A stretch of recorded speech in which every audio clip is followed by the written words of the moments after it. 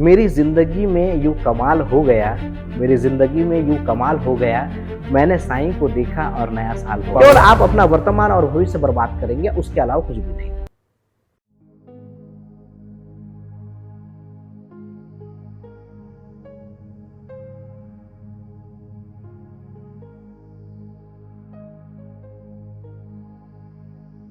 मेरी ज़िंदगी में यूँ कमाल हो गया, मेरी ज़िंदगी में यूँ कमाल हो गया, मैंने साईं को देखा और नया साल हो गया।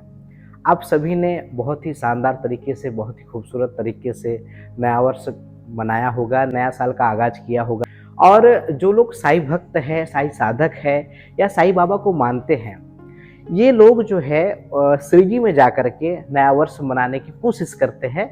और इस बार भी लाखों भक्त श्रीजी में आए हुए थे और उन्होंने नया वर्ष साईं बाबा समाधि मंदिर में मनाया, श्रीजी में मनाया। इस वर्ष एक और महत्वपूर्ण संयोग हुआ कि नए साल की जो शुरुआत है वो गुरुवार के दिन हुई। और जो साईं साधक है, साईं भक्त है, वो गुरुवार को साईं बाबा को समर्पित दिन रहता है उनका, और गुरुवार के दिन को साईं बाबा का दिन वो मानते हैं। तो ये और एक विशिष्ट संयोग हो गया साईं भक्तों के लिए। इसके चलते काफ़ी संख्या में श्रद्धालु श्रीजी गए हुए थे और उन्होंने नया वर्ष साईनाथ महाराज का दर्शन करके और उनका आशीर्वाद प्राप्त करके नए वर्ष की उन्होंने शुरुआत की। श्रीजी में प्रमुख रूप से 4 जो है उत्सव मनाए जाते हैं, जिसमें गुरु पूर्णिमा है, रामनवमी है, दशहरा है और उसमें से एक है नववर्ष। क्योंकि हर एक साईं भक्त की ये इच्छा होती है कि वो अपने जीवन का जो नया वर्ष है, जो नया दिन है, वो साईनाथ महाराज के सानिध्य में रहकर उनका दर्शन प्राप्त करके जो है वो शुरुआत करें नए वर्ष की। ये सब जितने भी साईं साधक है, साईं भक्त है, ये उनकी इच्छा होती है। तो इस कारण से नव वर्ष का बड़ा महत्व है श्रीजी में और विशेष करके साईं भक्तों के लिए। नए वर्ष में सब लोग एक दूसरे को शुभकामनाएं देते हैं नव वर्ष की, और कुछ ना कुछ न्यू वर्ष जो रिजोल्यूशन कहते हैं या नए वर्ष के लिए कुछ योजनाएं बनाते हैं और बहुत सारी ऐसी बातें होती है।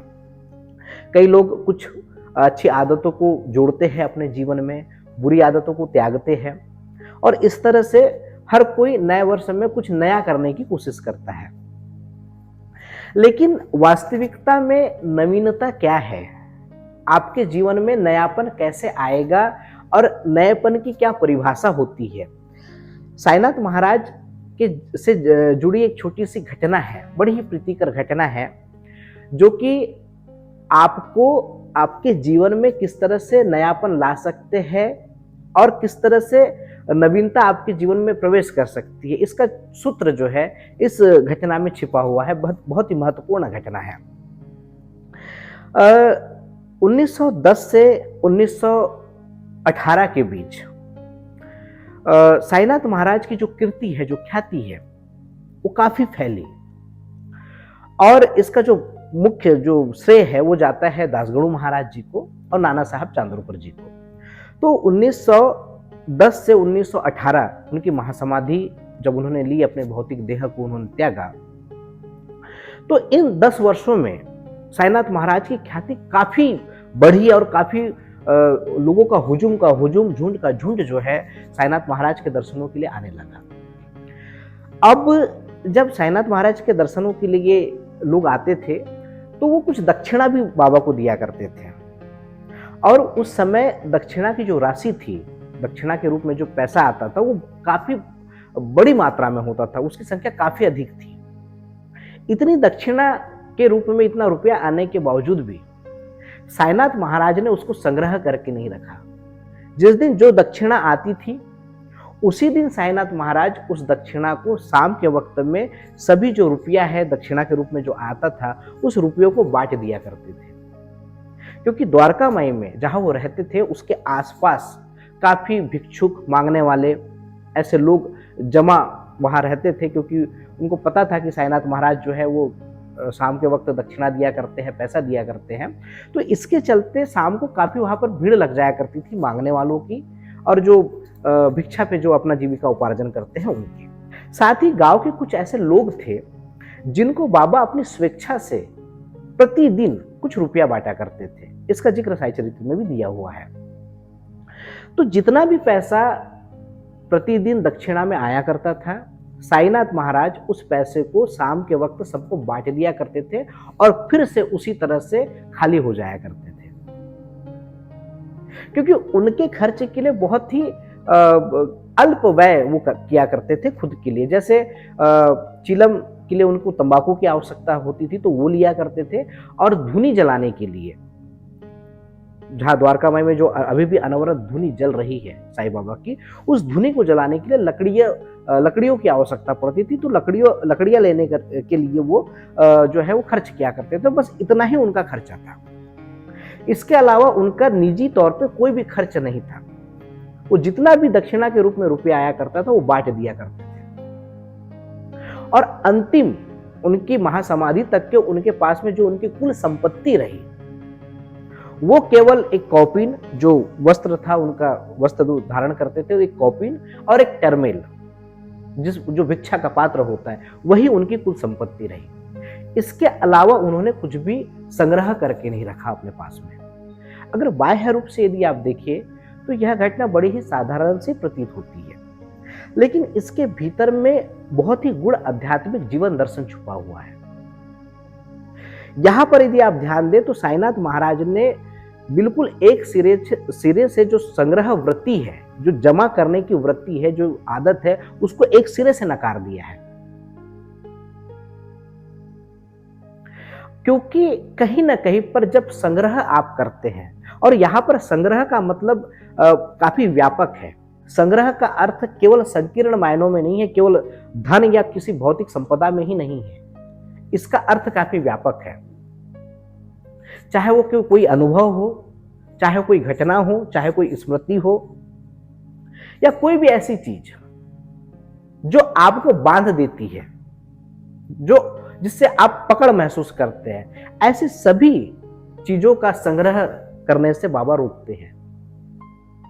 इसकी आगे हम और चर्चा करते हैं, क्योंकि संग्रह वृत्ति जो है, जमा करने की जो वृत्ति है, जब आप ये आदत पाल लेते हैं तो इसके साथ में एक चीज और आती है, वो आता है भय, डर।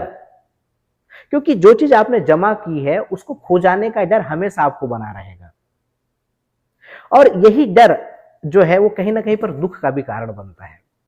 तो संग्रह जब भी आप करेंगे तो वो अपने साथ में डर लाता है। दूसरी बात कि जहां यदि आप संग्रह करते हैं और संग्रह की वृत्ति है, वहां पर नए कुछ आने की संभावना बहुत कम हो जाती है, क्योंकि आप पुराने से ही इतने जुड़े हुए होते हैं, पुराने से ही इतने जड़ हुए होते हैं कि कुछ नया होने की घटना ही आपके जीवन में घटित नहीं होती। आपके जीवन में कुछ नया घटित हो ही नहीं पाता है, क्योंकि आप पुराने से ही इतने जुड़े रहते हैं। और जो आध्यात्मिक व्यक्ति है, जो गुरुमुखी व्यक्ति है, वो कभी भी पुराने को नहीं ढोता है, वो हमेशा नए की ओर अग्रसर होता है, वो हमेशा नए के लिए उपलब्ध होता है, क्योंकि वो पुराने को त्याग देता है, वो पुराने का संग्रह नहीं करता है, वो पुराने को त्याग देता है, और इसलिए वो नए के लिए हमेशा उपलब्ध रहता है। और एक बात और याद रखिए कि जो पुराने को नहीं ढोएगा, जो संग्रह नहीं करेगा, वो हमेशा नए के लिए उपलब्ध होगा। उस संग्रह को करने की जो हमारी आदत होती है वो नएपन के लिए बहुत खतरनाक है, क्योंकि वो नएपन को आने ही नहीं देती है। इसलिए साई चरित्र में साईनाथ महाराज को प्रति नित्य मुक्त कहा गया है, वो प्रतिपल मुक्त है। तो यदि आपको जीवन में नवीनता चाहिए तो संग्रह वृत्ति से आपको मुक्त होना पड़ेगा, जो जमा करने की वृत्ति है उससे मुक्त होना पड़ेगा। लेकिन व्यक्ति इतना जड़ हो जाता है, वो उस स्थिति से निकलना ही नहीं चाहता।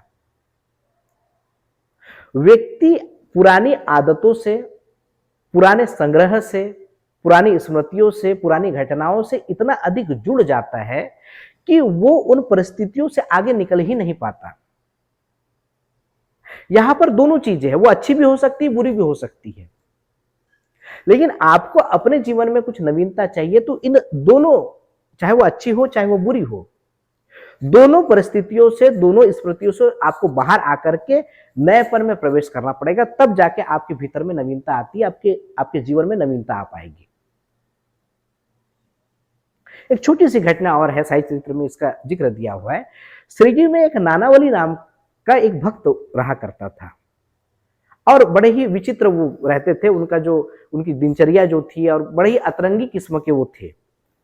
कभी आगे इसकी विस्तृत और चर्चा करेंगे इस चरित्र की, लेकिन आज जो महत्वपूर्ण जो बात कहना चाह रहा हूं मैं उसकी बात करूंगा कि नानावली जो थे बड़े ही चंचल और बड़े ही अलग ही वृत्ति के थे। तो एक बार क्या हुआ कि द्वारका माई में, जहां पर साईनाथ महाराज ने अपना पूरा जीवन बिताया, अपने जब तक के वो भौतिक देह में थे तब तक वहीं पर उन्होंने अपना निवास बनाया द्वारका माई में, और वहां पर धुनी जल रही है जो अनवरत रूप से जल रही है उनके समय से, आज भी चल रही है। और उसी के फ्रंट पे जस्ट आगे में बाबा आसन लगा करके बैठा करते थे, और वो आसन भी कुछ विशेष नहीं था, टूटी फूटी जो चटाई होती थी पहले वो उसी पे बैठा करते थे। कुछ समय बाद में लोगों के आग्रह पर, उनकी श्रद्धा के कारण से उन्होंने साईं बाबा के लिए एक छोटा सा आसन बनाया, एक गादी बनाई जिसपे साईनाथ महाराज बैठा करते थे और लोगों से मुलाकात किया करते थे और लोगों को आशीर्वाद दिया करते थे, उदी प्रदान किया करते थे। एक बार क्या हुआ कि सभी वहां भक्त उपस्थित थे। उन भक्तों की उपस्थिति में ही नानावली ने साईं बाबा को आदेश दिया कि आप इस आसन से उठ जाइए। बाबा तत्काल उठ गए वहां से और नानावली उस आसन पे बैठ गया, और उसके बाद नानावली उठा और बाबा को फिर से बैठने के लिए कहा। साईनाथ महाराज फिर उस आसन पे विराजमान हो गए। तो वहां जो भक्त समूह था उनको लगा कि बाबा बहुत नाराज होंगे या बहुत क्रोध करेंगे नानावली के ऊपर में, लेकिन साईनाथ महाराज के चेहरे पे लेस मात्र भी कोई सिकन नहीं थी, नहीं उनके व्यवहार में कोई रूपांतरण हुआ, कोई बदलाव हुआ। नानावली के कहने पे उठ भी गए आसन से, और नानावली ने जब कहा कि आप बैठ जाइए तो पूर्ववत बैठ गए। लेस मात्र भी उनमें कोई बदलाव नहीं आया, क्योंकि वो नित्य मुक्त है। वो नित्य मुक्त है। उन्होंने अपने आप को किसी से नहीं जोड़ा, किसी से बांध कर नहीं रखा।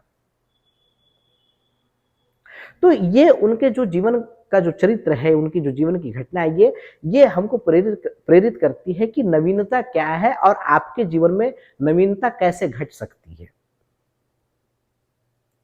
जब तक कि संग्रह वृत्ति आपकी खत्म नहीं होगी तब तक कि आपके जीवन में कुछ भी नवीनता नहीं आ सकती है। हम पुराने से इतने ज्यादा जुड़े हुए हैं, इतने ज्यादा जुड़े हुए हैं, और हमको इतना डर है उसके खो जाने का कि हम उसी उधड़-बुन में लगे हुए हैं। हमारे जीवन की और एक महत्वपूर्ण घटना है कि हम अपना पूरा समय, जो पूर्व में कुछ हो चुका है हमारे जीवन में घटित, उस घटना को ही सुधारने में मानसिक रूप से पूरा का पूरा समय और ऊर्जा हम उसमें ही व्यय कर देते हैं, उसमें खर्च कर देते हैं, जबकि उसका कोई औचित्य नहीं है। वो कहीं से कहीं तक के वो समय और वो ऊर्जा जो है वो सार्थक नहीं जाएगी, क्योंकि वो घटित हो चुका है और आप उसमें कुछ भी नहीं कर सकते हैं। होना ये चाहिए कि आप अपनी ऊर्जा और अपने समय का उपयोग वर्तमान और आने वाले समय के सृजन में करें, तो आपका जीवन और आनंदमयी होगा और ज्यादा सकारात्मक पक्ष पे होगा। क्योंकि जो हो चुका है उसमें आप लेस मात्र भी कुछ नहीं कर सकते, चाहे आप अपने जीवन की पूरी ऊर्जा क्यों ना उसमें डाल दें, अपना पूरा समय क्यों ना डाल दें, केवल आप अपना वर्तमान और भविष्य बर्बाद करेंगे, उसके अलावा कुछ भी नहीं। तो इस तरह से आप साईनाथ महाराज के जीवन चरित्र में से नएपन को कैसे जोड़ा जाए, इस सूत्र को आप प्राप्त कर सकते हैं। साईनाथ महाराज ने कभी भी बड़ी बड़ी बातें नहीं कही, कोई फिलोसॉफिकल उनका कोई इस तरह से कोई ऐसा वक्तव्य नहीं रहा। उन्होंने छोटी छोटी बातों से हमारे और आपके लिए जीवन के कुछ सूत्र दिए, जीवन दर्शन दिया, ताकि हम अपने जीवन को सही ढंग से जी सके, जागरूकता के साथ में जी सके, पूर्ण चेतना के साथ में अपने जीवन को जी सके। ये उन्होंने सूत्र दिया। और जो व्यक्ति सदगुरु तत्व के साथ जुड़ा हुआ है, बुद्ध पुरुष के साथ में यदि जुड़ा हुआ है, जो व्यक्ति गुरुमुखी है, उसके लिए तो प्रतिपल नवीन है, प्रतिपल वो नवीनता में रहता है। यदि आप उनके आचरणों पे, उनके चरित्र को देखिए, पूरा का पूरा उनका चरित्र देखिए, तो आप पाएंगे कि वो नूत नवीन है। साईनाथ महाराज के लिए भी साई चरित्र में ये बात कही गई है कि उनका जीवन प्रतिपल नवीन था, वो नित्य मुक्त थे। तो आपके जीवन में नवीनता तभी होगी जब आप इन सूत्रों को अपने जीवन में उतारेंगे। अन्यथा नया वर्ष केवल एक उत्सव मनाने के जैसे रह जाएगा कि हम पुराने से इतने ऊब गए कि हमको कुछ चाहिए। 365 दिन में हम एक ऐसा दिन चुन लेते हैं ताकि हम बोरियत से दूर हो जाए और कुछ उत्सव मना लें और कुछ भूल जाए, जो पुरानी चीज़ों को हम भूल जाएँ। तो ये केवल उतना ही रह जाएगा। यदि आपको अपने जीवन में कुछ नवीनता लानी है, तो हमको साईनाथ महाराज ने जो बताया है, जो जीवन जीने का मार्ग दिया है, हमको उस पे चलना पड़ेगा। एक और महत्वपूर्ण बात, जो संग्रह वृत्ति की बात कही जा रही है, उसमें आपको ये नहीं कहा जा रहा है कि आप दीनहीन हो जाइए। वहाँ ये कहा जा रहा है कि आप संसार में तो रहे, लेकिन आपके भीतर संसारिकता ना रहे। ये बात यहाँ कही जा रही है काफी व्यापक मायनों में। यहाँ कबीर जी इस बात को बड़े अच्छे से इसको कहते हैं कि जिस तरह से नाव जो है वो पानी पे चलती है और पानी पे चल करके एक किनारे से दूसरे किनारे में वो पहुंच जाती है अपने गंतव्य तक के, लेकिन नाव जो है वो पानी में रहती है, लेकिन नाव के भीतर पानी नहीं रहता है। ठीक उसी प्रकार से आप संसार में रहे, संसारिकता आप में ना रहे। भावनाएं उपयोगी हो सकती है, विचार उपयोगी हो सकते हैं, घटनाएं उपयोगी हो सकती है, लेकिन इसका अर्थ ये नहीं है कि आप उसी में ही बंद कर रह जाए, उसी घटना से, उसी विचार से, उसी स्मृतियों से। ये नहीं है। इसी का संकेत साईनाथ महाराज कर रहे हैं। मैं दुनिया में तो हूं, लेकिन दुनिया का तलबगार नहीं हूं। मैं दुनिया में तो हूं, लेकिन दुनिया का तलबगार नहीं हूं। मैं बाजार में तो हूं, लेकिन खरीदार नहीं हूं। एक बार नव वर्ष की पुनः आपको ढेर सारी शुभकामनाएं, ढेर सारी बधाई। ये नया वर्ष आपके जीवन में कुछ नवीनता लेकर के आए और सद्गुरु साईनाथ महाराज की कृपा आप पे सदैव बनी रहे, ताकि आप अपने जीवन को बहुत ही सफल और सार्थक तरीके से जिए। यही हम कामना करते हैं।